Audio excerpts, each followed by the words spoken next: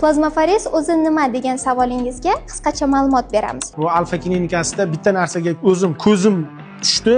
Bu plazmafares apparat ekan. Plazmafares bu qonni tozalash usuli bo'lib, bemorning qoni maxsus apparat orqali olinadi va plazmasi ajratiladi. Plazmadagi zararli moddalar, toksinlar yoki antitanalar chiqarib tashlanadi. Keyin esa toza qon bemorga qayta quyiladi. Plazmafares amaliyotiga qanday bemorlar muhtoj? Har qanday teri kasalliklari bilan kasallangan bemorlar, nevrologik kasallar, oddiy kasallar ham, bulardan tashqari allergik kasalliklar.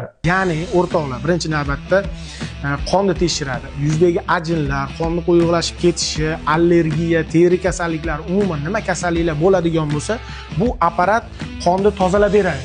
Amaliyot og'riqsiz, xavfsiz va maxsus tibbiy nazorat ostida o'tkaziladi. Sizlarga ham tavsiya qilaman, Alfa klinikasi. Hoziroq ushbu raqamlar orqali batafsil ma'lumotlarga ega bo'ling.